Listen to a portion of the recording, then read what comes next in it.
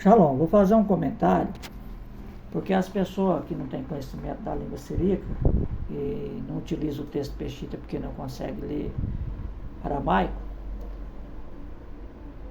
quando vê o termo utilizado para qualquer tipo de pagão, que é utilizado lá no texto siríaco como aramaia, se refere a qualquer tipo de gentil. Não tem exclusividade se referindo aos povos semitas, mas a qualquer tipo de pagão. E quando as pessoas lêem geralmente a palavra grega, no lugar que é onde o siríaco utiliza como aramaia, faz a tradução totalmente incorreta. Porque o que o autor das escrituras está passando, que dentro das escrituras, o propósito do Eterno era os judeus, e depois qualquer tipo de gentil, e não grego. Quando você lê a tradução grega, geralmente utiliza grego, que é uma forma totalmente incorreta, né? Como lá em Jerusalém fala assim que ali havia alguns gregos, enquanto você pega o texto aramaico, fala que ali havia alguns aramaios, quer dizer, alguns gentios que subia para adorar Jerusalém, não era somente judeus e gregos. Então o termo traduzido por Marduk como gentios é o termo correto. E, portanto, quando a gente conhece e vem aqui, a pessoa me perguntou se a Peshitta realmente tinha corrompido o texto, Coríntios capítulo 1, verso 21 e 22, não, a Peshitta está totalmente correta com o alinhamento do pensamento. Por quê? Porque aqui não tem nada de exclusividade de grego. Portanto, aqui, ó, Metul Giri, da B, Hakmite, da Alahá, lá, Yada, Alamá, B, Hakmite, lá, Alahá, Zabana, Alahá, D, Besha Yutá, D, Cruzutá, Nahar, lá, Ilino, da Mi, Raimune, né? O Metul de Yehudia, Wat, Yutá, Shaeline, Wa Aramaia, Hakmitá, Baiano. Então, porque os judeus, eles pedem sinais. At significa sinal, né? E os gentios buscam sabedoria. Quando você pega o texto grego e fala assim, e os gregos buscam sabedoria, está errado. Quem disse que é só os gregos que buscam sabedoria? Portanto, Marduk aqui faz a tradução correta, ó, porque os judeus pedem sinais e os gentios exigem sabedoria. Aqui ele fala, e os gregos buscam sabedoria. Por acaso, o único povo inteligente do mundo eram os gregos? Lógico que não. Então, o conhecimento ele está ligado a todos os povos, né? Igual tinha as pirâmides do Egito, que ninguém até hoje sabe explicar como eles foram construídos, né? Era uma civilização bem organizada. Existia várias. Então, esse negócio de falar que aqui se aplica aos gregos, não. O gentio busca sinal, independente de qualquer um. Existe sabedoria, quer dizer, o gentio busca sabedoria. Os judeus geralmente indagavam o Mashiach pedindo sinais, né? Então, o termo correto aqui é gentios. Porque, como eu vou mostrar para vocês aqui, porque a expressão arameu passou a simbolizar e significar qualquer tipo de pagão. Não tem nada a ver com grego ou com caldeu, qualquer tipo. Não interessa se ele quer dizer que se ele é um grego, se ele é um caldeu, se ele é um antíoco. Aí, ó, Igreja Ortodoxa Siríaca de Antioquia. Isso aqui eu estou no site oficial deles, tá? Então, o grande patriarca Zacara aqui, ele explica sobre o negócio da língua, certo? Vamos lá. A língua siríaca é a própria língua aramaica. E os arameus são os próprios sírios. Aquele que faz distinção entre eles errou. E ao longo dos tempos antigos, o nome siríaco aparecia junto com o nome aramaico na descrição dos falantes dessa língua. Portanto, é um nome linguístico. Após a difusão do cristianismo, o nome siríaco passou a ser preferido ao nome aramaico. Os discípulos e os primeiros pregadores do cristianismo eram falantes do siríaco.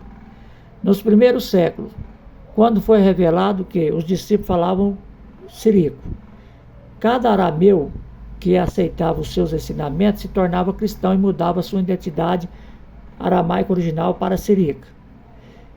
Ele ficaria orgulhoso de ser chamado de siríaco, Como resultado, o nome siríaco passou a implicar a fé cristã, enquanto o nome aramaico tinha uma conectação pagã. Isto é evidente na tradição da Bíblia siríaca. Conhecido como Peshito, que é a versão ocidental, Peshito é a palavra oriental, troca o A pelo O, ou simples, usava o nome aramaico para distinguir um pagão e um cristão. Assim foi que o uso do termo aramaico para se referir aos cristãos quase desapareceu na terra de Aram, sendo substituído pelo termo siríaco, que se tornou sinônimo do cristianismo. Então, aqui diz que o termo pagão era utilizada a palavra aramaia. Então, quando falava aramaia, se referia a qualquer pessoa que não era seguidor do Mashiach. É isso que o texto está dizendo.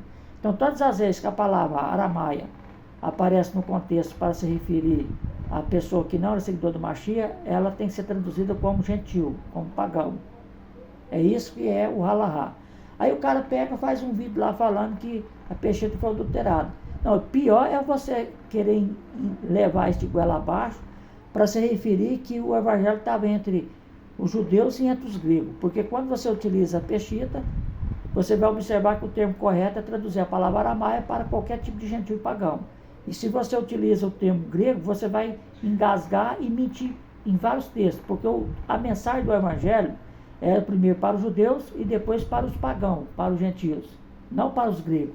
E toda vez que você vai lá e confere no texto da sua tradução, está mentindo. Inclusive, essa palavra grega, ela distorce a realidade do conceito em vários lugares. Diz que os povos que subiam a Jerusalém, e ali havia, entre eles os gregos, não, ali havia gentios de várias nações.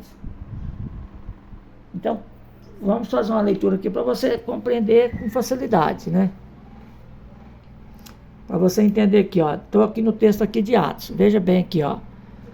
Cad, Mi, Sarrad, Hayuit, Le, Yahudia, Ula Aramaia, Ali, Taibuta, Telud, Alahá, U Raimutá, Dabe, Maram, Yeshua, Mishira.